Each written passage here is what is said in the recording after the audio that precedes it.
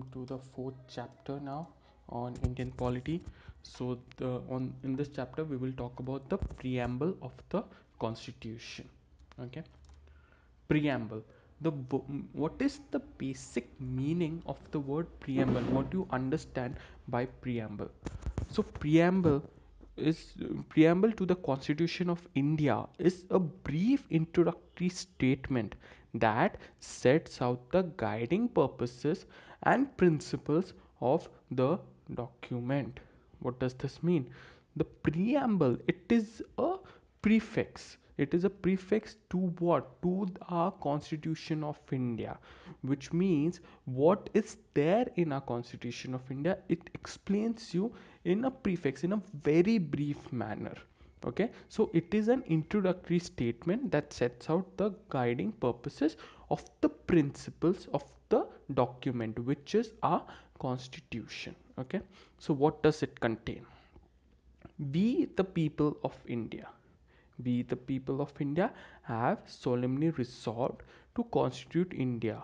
Okay, so the people, we have come together to resolve and to constitute India into a sovereign, socialist, secular, democratic republic, and to secure all its citizens justice in what? Social, economic, and political. Liberty of thought, expression, belief, faith, worship, equality of status and of opportunity, and to promote among them all fraternity, assuring the dignity of an individual and the unity and integrity of the nation. So I will be explaining you all these points, all these words, word by word. Okay, I'll be explaining everything. In our Constitute Assembly, this 26th day of November 1949, we do hereby adopt, enact, and give to ourselves. Means we are giving our Constitution to ourselves. This Constitution. Okay, so I'll be explaining you everything, every word. Okay, so the first word is sovereign. What do you understand by the word sovereign? The word sovereign implies that India is neither a dependency nor a dominion of any other nation but an independent state, which means there is no external authority which controls India, which means there is no other country which is controlling India, and we are independent, which means we are free to legislate on any subject. We are free to make laws on any subject, and there is no one who have the authority to force us or to say that this cannot be done or anything. We are independent. So that's what is written. Not in control of any other country. We are not in control to any other country. We are independent. Free to conduct its own affairs on any subject, which means we can make laws, we can discuss, we can do anything on any subject, and no one can control us on that. Being a sovereign state, India can either acquire a foreign territory or cede a part of its territory in favor of the foreign state, which means being a sovereign country, being an independent country, we can acquire a foreign territory, which means tomorrow if a war is declared, or if any other, if by mutual agreement also, right, between two countries, if like tomorrow India and China or something, they have a mutual agreement or anything like that, then we can acquire some of their territories. Okay, we can acquire some of their territories through war or mutual agreement, anything, or cede a part of its territory, which means even we can give our areas, some of our areas to some other country. If there's any agreement or anything mutual understanding is there, so we can do that. Because we are an independent country, and all the territories of India come under India, and we are open to legislate on any subject within the territory of India. So if tomorrow, if we want to give away some of our portion to some other country, we can give that. In the same manner, if we want to acquire their area and we want to include it into our territory inside India, then even that we can do. So this is the meaning of sovereign. Sovereign means we are an independent state and there is no one who can control us. Socialist. Socialist was added by the 42nd Amendment in 1976. Okay, so what does socialist mean? Socialism means an economic system in which goods and services are provided through a central system of cooperative and government, which have direct or indirect ownership rather than through competition and a free market system. Which means the goods and services which are being provided, which are being produced in our system, the government, they have direct and indirect ownership on them. Okay, rather than free market means, it doesn't mean that you can produce anything any number of time and there's no control over it. It is nothing like that. You need to do in a systematic manner. So that's what it means. That means public control over the system. The public, they have the control over the system. It follows a democratic socialism, that is, we follow mixed economy where both public and private sector coexist side by side. So even the private and the public sectors, they are working together, they coexist side by side. Okay. Democratic socialism aims to end poverty, ignorance, disease, and inequality of opportunity. So, democratic socialism always, it works to end poverty as much as it can, and all that, right? Now, one more definition is there. Based on the belief that everyone has an equal right to a share of the country's wealth, and that the government should own and control the main industries. What does this mean? This means, suppose if this happens, what will happen? First, I'll explain you what does this mean. This means that the main industries and all which are there in a country, if government, they have complete control over that, right? And the money which is generated from those industries and all, they are equally shared between the people of India. So in that case, what will happen? The first thing is, there won't be any rich class and there won't be anyone poor. Everyone will be treated equally because everyone has equal share of the country's wealth. Everyone has equal share. But unfortunately, this is very difficult to happen. It is actually impossible to happen. But this is what the idea of socialist is. The idea of socialist is to end poverty. Everyone should be treated equal, right? So if everyone has to be treated equally, then everyone should have a similar economic value also, right? They should have similar economic value. Then only a large number of portion, everyone will be treated equally. Suppose even the weaker sections of the society, they have equal share, like the rich who are there, even they have equal share. So there won't be anyone who's rich, who's poor and all, right? But this is very difficult, this is almost impossible to happen in any country as of now. But this is what the idea of socialist says. Socialist talks about, to end poverty, everyone should be treated equally and everyone should have equal opportunity, right? Now, third is secular. The term secular too was added by the 42nd Constitutional Amendment of 1976.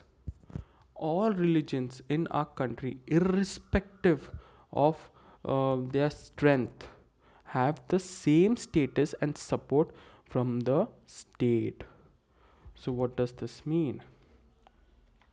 This means that we do not follow any official religion, and all religions in our country, irrespective of their strength, should have same status and support of from the state.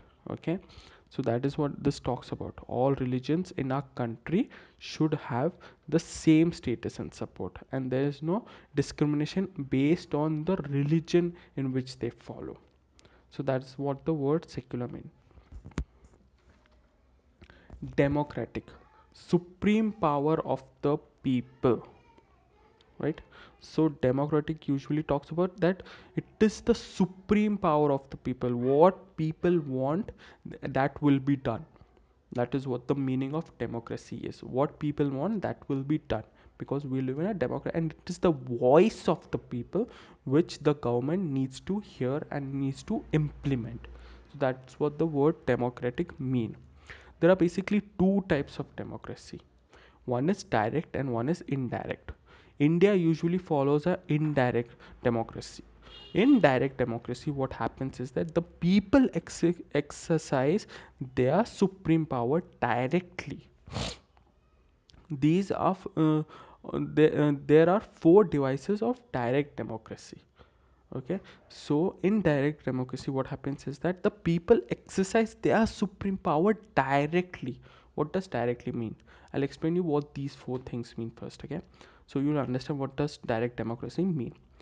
First one is initiative, which means that citizen draft a legislative bill or constitutional amendment, which they then propose by petition. If the petition receives sufficient popular support, the measure is then placed on the ballot and can be enacted into law by a direct vote of citizens. Just understand this. This means that the citizens, they themselves have the right to pass a bill. Okay, in indirect democracy, in our type of democracy, it is the members of the legislature who pass a bill, right? But in a direct democracy, the citizens, they themselves have the right to draft a bill. Okay, to draft a bill or constitution amendment also. So if they want to make any changes in the constitution, they can do that too. The citizens, they can do directly, right? So what they do is that they first propose a petition, and if the petition receives sufficient popular support, the measure is then placed on the ballot, and that can be enacted into law by direct voting of the citizens. So first the petition first they draft a petition. So if the petition receives popular support, then the ballot system starts, and people they directly vote if they want such a bill or not, right? Second, recall is the name given to the mechanism by which voters can end an elected official's period of office before the next scheduled election of the office. Just imagine this.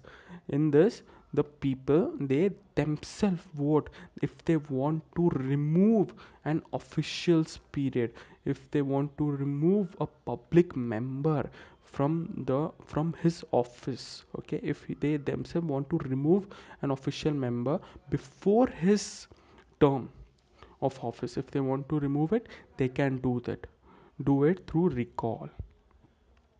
Now there are two more terms. One is referendum and second one is plebiscite. So basically there are different definitions for different countries, but usually what people follow, I'll explain that. Okay, so a referendum is a direct vote in which all the people of country or people belonging to a particular area are asked to vote on a particular proposal. This may result in the adoption of new law. What does this mean? This means that the people of the country, they decide if they want some law or not, a new law or not.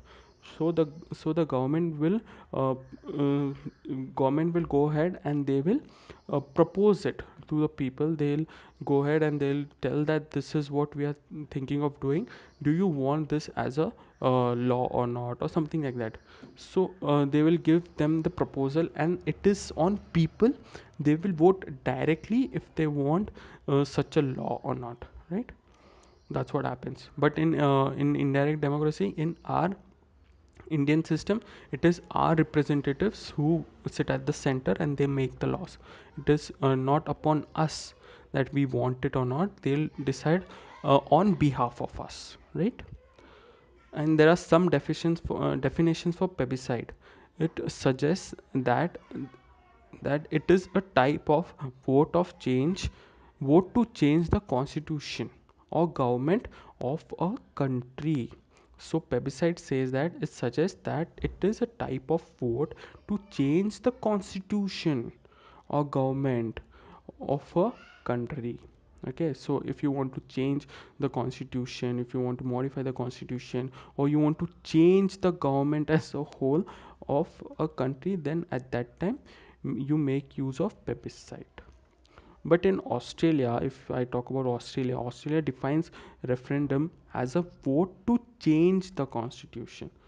Means like what we were talking about plebiscite, in Australia it is referendum, and plebiscite as a vote that does not affect the constitution. So this is completely different in terms of Australia. But usually remember this definition what I've explained you earlier about referendum and plebiscite. Okay, so for different countries there are different definitions, but usually people think that referendum is a direct vote uh, in which all the people of the country or a part of that area are asked to vote on a particular proposal, right? So that is what people usually think about. And a plebiscite is to vote if you want to change the constitution or government of a country. That is what the usual meaning of plebiscite and referendum is. Okay, now India follows an indirect democracy. What does that mean? It means that in indirect democracy, the representatives elected by the people exercise the supreme power and thus carry on the government and make the laws. This type of democracy, also known as representative democracy, which means we elect our representatives. Okay, we elect our representatives who sit at the center and they work for us. On behalf of us, they are working there. Okay, so we elect our representatives who sit at the center and they carry out the main decisions for the country. So this is known as indirect democracy. Now, fifth one, republic. A democratic polity can be classified into two categories. One is monarchy and the second one is republic. What is monarchy? The head of the state, usually the king or queen, enjoys a hereditary position. That is, he comes into office through succession. So monarchy basically means the king of a nation. So after that, his son will be the next king and all that. So what happens in olden times, that is what is called as monarchy, where the king is the head of the state and all. Republic is the head of the state is always elected directly or indirectly for a fixed period. India follows a republic. India has an elected head called as the president. He is elected indirectly for a fixed period of 5 years. Okay, so India has an elected head of the state, and that is the president. Remember this, that the prime minister is the head of the government. He is not the head of the state. The head of the state is the president.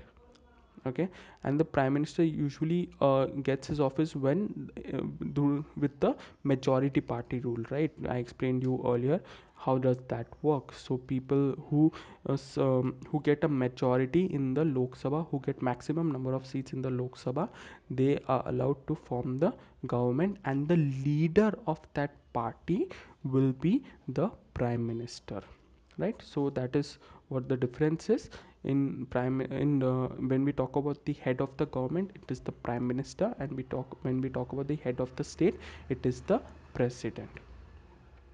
Vesting of political sovereignty in the people, and not in a single individual like the king, right?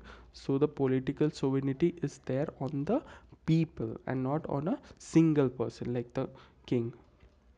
The absence of any privileged class, and hence all public offices being open to every citizen without any discrimination.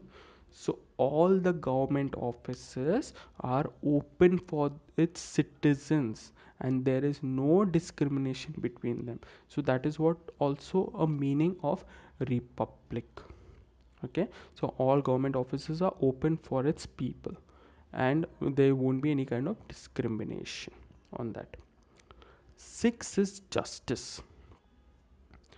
Justice is a way in which fairness is being administered, where there's fairness, which means everyone should be treated equally and in the eyes of law, and there shouldn't be any kind of discrimination on that. That is what the meaning of justice is. Everyone should be treated equally in front of the law. So there are three types of justice. One is social, then the second one is economic, and the third one is political. What is social justice? Social justice talks about equal treatment of all citizens without any social discrimination based on caste, color, race, religion, sex, and so on. So there shouldn't be any discrimination, and everyone should be treated equally. There shouldn't be any discrimination when it comes to their caste, their color, their religion, their race, and so on. And everyone should be treated equally. That is the social justice. Absence of privileges being extended to any particular section of the society, and improvement in the condition of backward classes and women. So there shouldn't be any privilege for any particular section of the society. So there shouldn't be any kind of uh, privilege given to upper caste and not for lower caste and all that, right? There shouldn't be any kind of privilege given to them, any more benefits given to them, and everyone should be treated equally, and improvement of the conditions of backward classes. So for the weaker sections of the society, there shouldn't be there should be improvement for them, right? And for women. So that's what talks about social justice. Economic justice: non-discrimination between people on the basis of economic factors, which means rich or poor. Which means if you're poor, then you won't get justice. It shouldn't be like that, na. It shouldn't be like if you're poor, then you will not get justice. If you're rich, then you will immediately get justice. So there shouldn't be any discrimination on the basis of their economic factors, which means if they are rich or poor. Political justice implies that all citizens should have equal political right and contest in elections, equal access to all political offices, and equal voice in the government. So political justice means they should have all equal political rights. They can also contest in elections, equal access to all offices, all political offices, and equal voice should be heard in the government. So that's what political justice talks about. Liberty: absence of interference or on the activities of individuals, and at the same time providing opportunities for the development of individual personalities, which means that the government should not interfere in my personal activities, in my individual activities, unless I'm doing anything wrong, right? So unless I'm going against the constitution, I'm going against the law, unless I'm not doing anything like that, the government should not interfere in that, right? So liberty in thought, like Then liberty in thought, expression, belief, faith, and worship. Expression in terms of if I'm giving a speech tomorrow, but if that speech is against the constitution, then of course I'll be punished for that. But I have the right to speak. If it should be heard by the people, then I have the right to speak. But if I'm going against the constitution, then I'll be punished for that. Then in worship means I have the right to worship any religion I want. If I even have the right, if I don't want to worship any religion, even I have the right to do that also, because that's my belief, right? Then liberty does not mean license to do what one likes and has to be enjoyed within the limits mentioned in the constitution itself. That's what it is. Liberty does not mean that you have the right to do anything. Means tomorrow if I start going against one religion, if I'm talking against one particular religion, that time what happens is that I am going against the constitution. What I'm doing is that I am compromising on the unity, right, on the unity of the country, where everyone is equal and everyone is united. But what I'm doing is that I'm going against a particular religion or something like that. That time I'm compromising on that, right? So that cannot be done, and it is a fundamental duty to always maintain unity in your country. Okay, so if you're given liberty, that does not give you license to do whatever you want, and it should be within the limits of the constitution. 8. Equality. Absence of special privileges to any section of the society, and equal opportunities for all individuals without any discrimination. Which means absence of any special privileges, which means people should not be given any special privileges to any section of the society, and everyone should be equally treated without any kind of discrimination. So there's article 14, your fundamental right, which is equality before the law, right? In front of the law, in front of the courts, everyone should be treated equally. Prohibition of discrimination on grounds of race, caste, religion, sex, or place of birth, right? You shouldn't be discriminated in what religion you follow, what is your caste, and all, right? So that's article 15.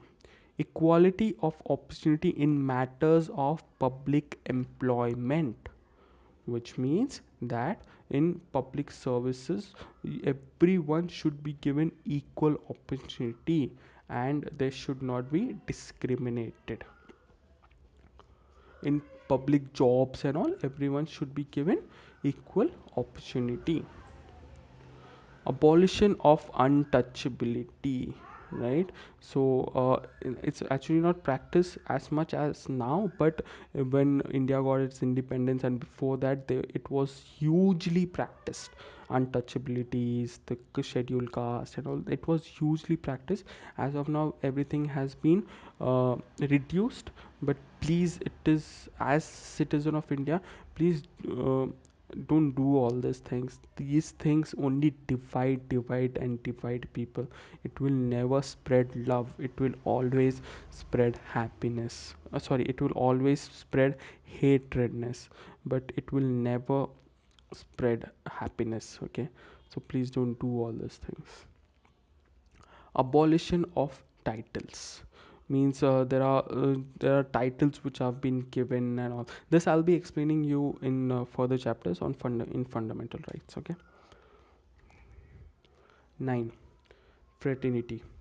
Fraternity means a sense of brotherhood, which means that everyone should have that sense of brotherhood, that all the citizens are my brothers and sisters. All the citizens of India are my brothers and sisters, and I should treat them like that only. So that is what fraternity talks about. The constitution promotes this feeling of fraternity by the system of single citizenship. Okay, So by the provision of single citizenship, you are a part of India, and you are not part of different states in which you belong, but you are Indians. So this is what it promotes. It promotes the fraternity, the sense of brotherhood, that we all are Indians only. We do not come from other states and all that. That does not matter, but what should matter is that we are Indians only. Fraternity has to ensure two things: the dignity, that is sense of being worthy of honor in or respect of an individual, and the unity and integrity of the nation. So what does dignity mean? This means sense of being worthy. I am worthy and I should have my respect, my self respect. Okay, so of an individual, it should be there. Okay, and the unity and integrity of our nation. So that's what it talks about. Fraternity talks about these things. Fundamental duties, Article 51A talks about, says that it shall be the duty of every citizen of India to promote harmony and the spirit of common brotherhood amongst all the people of India, transcending religious, linguistic, regional, or sectional diversities. Which means that it shall be the duty, it is the duty as you as a citizen to promote brotherhood, bhaichara ho, that's what we say in Hindi, bhaichara ho, amongst all the people. And it should go beyond what religion you follow, what language you speak. It shouldn't matter at all. You are Indians, and all Indians are my brothers and sisters. That's it. So this promotes the unity of Indians, and it does not divide. Now people are fighting on such small issues, and there's so much hatred which is going on, right? So the seeds which the British sowed is in difference is dividing the people. Right now it's become a huge tree which is impossible to cut.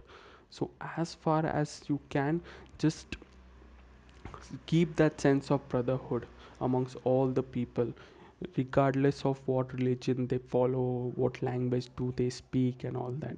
Okay, also protect the dignity of women by stating that it shall be the duty of every citizen of India to show respect to the dignity of women, and also makes it a duty of every citizen of India to uphold and protect the sovereignty, unity, and integrity of India. Which means you should always protect the dignity of women. Okay, you should always respect movement. Yeah, so this is what this talks about.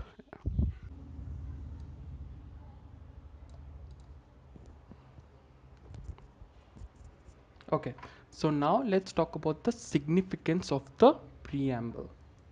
The preamble embodies the basic philosophy and fundamental values of political, moral, and religious, on which our constitution is based. Okay, it contains the grand and noble vision of the Constituent Assembly and reflects the dreams and aspirations of our founding fathers of the Constitution.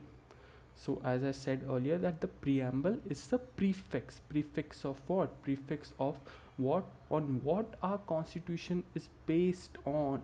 So it is a prefix. It is a very brief summary of that. Okay, so it reflects the dreams which our founding fathers of the constitution has had dreamt about, and the aspirations of them. So it is what the preamble it is. Okay, there are some quotes. Sir Krishnaswamy Iyer, a member of the Constituent Assembly who played a significant role in the making of the Constitution, says that the preamble to our Constitution expresses what we had thought or dreamt so long. So it expresses their dreams, what they had for India. Okay, Pandit Thakur Das says that, who's a other member of the Constituent Assembly, he says that the preamble is the most precious part of the constitution. It is the soul of the constitution. It is a key to the constitution. It is a jewel set of in the constitution. It is a proper yardstick to which one can measure the worth of the constitution, right? So these are some of the quotes of them. So in short, the preamble is the most important thing which reflects the whole constitution. Okay, so thank you for now. So this is the end of the fourth chapter, and if you like the course, just hit a like and do share, comment whatever your views, and if you have any doubts you can surely comment, right? So thank you. Bye bye.